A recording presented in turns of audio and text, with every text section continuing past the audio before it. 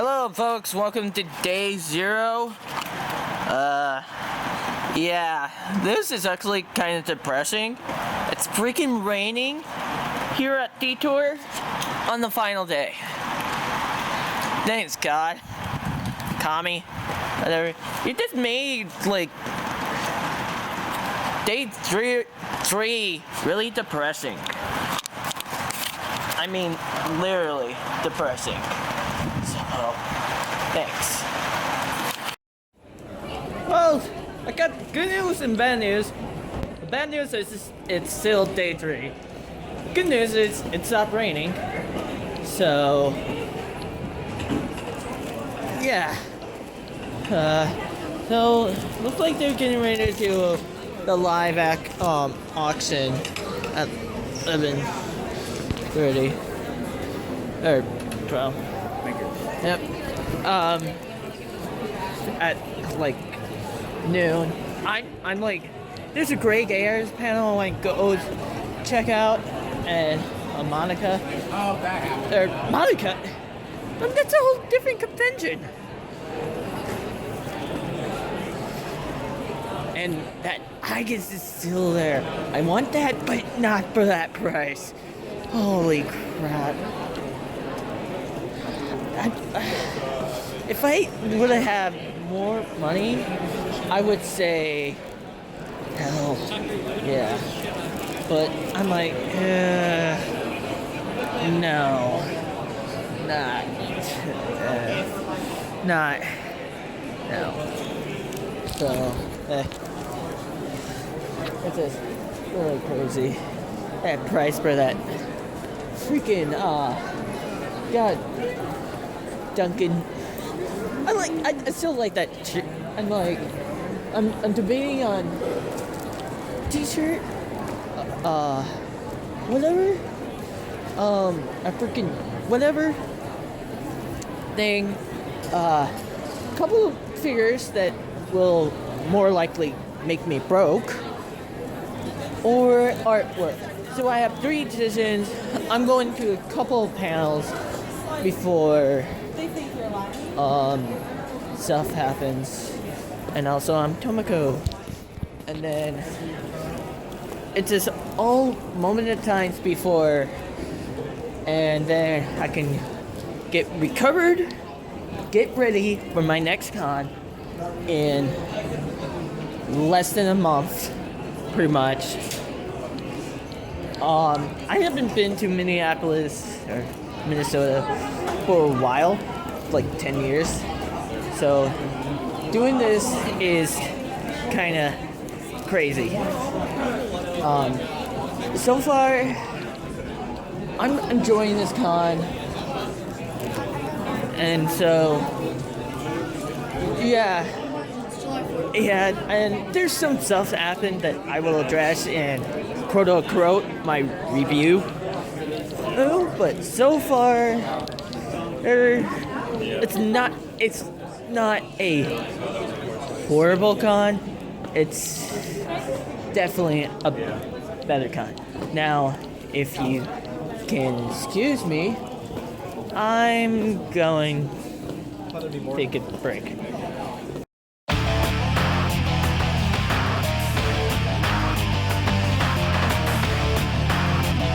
Of a bigger college. And they said, we're going to meet in the media room. Could you come and speak to, everyone and blah, blah, blah. And I said, sure. Because at the time I lived on Galveston Island, so I was like, sure. Their media room was the coolest thing on earth. There were like beanbag chairs, and it was like sloped, and they had a huge screen. I was like, I wish we had this at our anime club. I was amazed. And they started organizing events. Well, she's an old friend of mine. So at their big first meeting, they had a voice actor come in and talk, which chuffed the other anime club to no end. Well, the funny thing about it, as time went on, she found out the other anime club wasn't even an official campus club. They just called themselves the official A&M, anime club or whatever. And now they are now Anime by the Sea is the official anime club, because in the process of going, well, how would I create another anime club? she learned all the things that the first anime club should have done, and she did all of them right. Now, here's my favorite thing, and I've gone to several other meetings. I went to the anime cook-off where we made weird food from different shows, which some of those were not so good. But it was fun. It was even fun eating the food that was awful. I was like, I hear you taste this. And I've had so much fun with those guys. In fact, I really consider myself a member of that anime club. I don't live there anymore, but anytime I'm near the campus on a Wednesday, I'll call Mickey or something like, "Are y'all having a meeting tonight?" So, second year we created a piñata out of it, and we took to it with weapons from video games and anime. So like, the Persona Golf Club was good, but the Left 4 Dead tire iron did the job. And so I had fun. I was the piñata guy, and the cool thing about the piñata is when the piñata, it was this bootleg. They called it the bootleg snake, and it was this giant snake made out of garbage, like plushies and bad posters and DVDs. And when it really broke open, stuff spat everywhere, and then all of a sudden, everybody just started ripping things up with their hands. It was this big destruction party. It was actually a lot of fun. But there's pictures of like people tearing up posters. The next year we did Will It Blend. That was so much fun. Because they actually have a Blendtec blender. The only thing is we kept throwing glow sticks in because it just started looking like mud at some point. I was like, put a glow stick in. Like, pink for a second. The next year, the city of Portland, Maine must have lost its mind because they somehow allowed me to operate a flamethrower. What? Yeah. What? Craig Ayers, the flamethrower. That's a smart idea. The only bad thing about that one, we really didn't think it through because we were burning cheap, garbagey bootleg, and it wasn't until we started burning we had a handful of bootleg Pokemon cards that they started crackling and green smoke was coming out of the pan, and we're like, I think everybody ought to back up and don't take any deep breaths. When we left, we all, because we do it outside, a lot of times we do it outside, and when we all came in to get dressed for the dance, it smelled like we'd been in a tire fire. I was like, oh, I'm gonna have to throw this shirt away, like it's horrible. This year, they made this big city out of like bootleg posters. They had cardboard and they made a big bootleg poster city. And the girl that's head of their guest relations is like this big. She's super, well, maybe even smaller. And they made her a Destructobot costume. And she and I had a kaiju battle and destroyed the city. And like she fell on a building. We had a big sledgehammer. And like, it was so much fun. And the crazy thing is, these kids have created this event that, like, so many of the anime fans in that area, it's their favorite event. Because it's small, that's one of the biggest things about it. It's so small, you know everybody at the end of the weekend. Everything's just fun. Like, the cosplay competition, I don't even think the prizes, like, they give away goofy prizes. Like, so it's not super high stakes cosplay. It's just like, hey, I'm Finn. It's just really fun. Those kids continue to blow my mind. During one of the bootleg panels one time, we said something about, I said, it's too bad we can't create a blacklist. Because it's the same people selling bootleg week after week. I know all of them by name, and I would love to say it to you now, but that's probably against the law. So Colin goes, well, what about creating a gold star list? Like a list of people who have taken an oath to never sell bootlegs. And I was like, that's the coolest thing ever.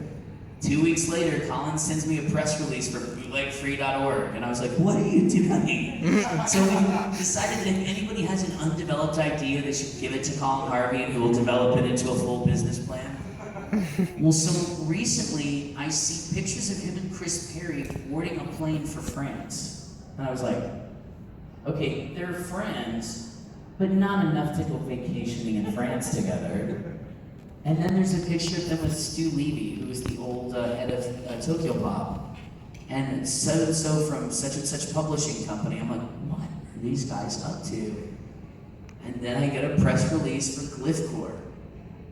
They're now licensing manga and bringing doujinshi and manga to the States. And I was like, what are you kids up? Like, I can't believe what they do, but partly because, just like my friend Nikki, they don't know they can't do it. And they were accidentally invited to this conference to speak about publishing. And so since they don't do publishing, and they still don't know how they were accidentally invited, they decided to talk about anime and their push for intellectual property knowledge. And it got lots of publishers wanting to talk to them, and suddenly they're a publishing company. So I never am ever more amazed at any group of people than I am the Keep Anime Alive kids. They're fantastic. All of them, well, most of them are almost out of college now. I think this year's anime, this will be like their 5th or 6th anime. I think it's their 6th anime. And I go every year. It's in Maine. It's in the fall. It's beautiful. So if you're ever out north, definitely check that out. But it's funny because all of that started in a room just like this. Like you. Like, I'm just going to pick you people right here. This row, these great ears. Y'all could be the next, like, Keep Anime Alive group.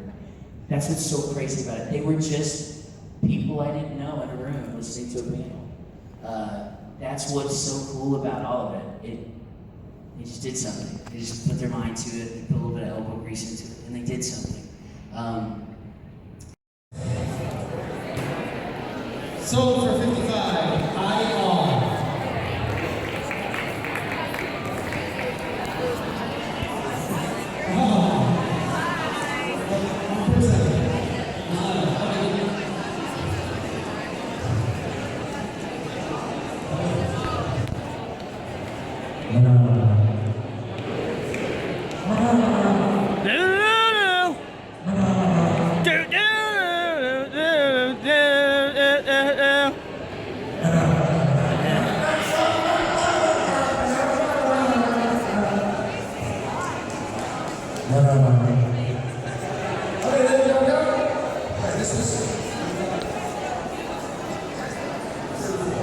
It's not 34. This is a repeat series of identical Virtuous Japan.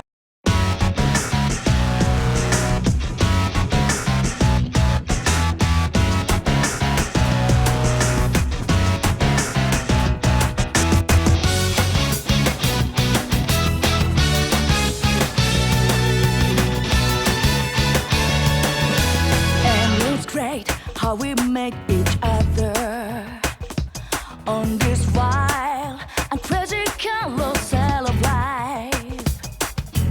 Any cool how it changed the path of our lives, set us off a new adventure. This carousel takes us round and round. This labyrinth of life, you can't tell up from down. Having so much fun. We forgot to check when this crossroads taking us. But hey, here we come. This carousel spins us round so much. Sometimes you don't know should you stay or get off. It's only just begun. Welcome to this wide maze of life. Folks, it's me, capping up day 3 of Detour. I'm out of cosplay. Sunday is definitely one of the worst days to cosplay. In an anime that really that I don't see a lot of people do, but it should. And I'm wearing like kind of like tights because it's part of the cosplay. Like, yeah. And then, well, I'm wearing leggings kind of things. But overall, on the way back home, that's like a 4-hour drive back to CR. So yeah, it's crazy, all kinds of fun stuff. So this like on this, I guess I see you guys when I get back to my house so I can show you my haul and start working on the review and uploading stuff and all that fun jazz. Okay, I guess I will catch you guys later, or well, in a few seconds. Scene transition.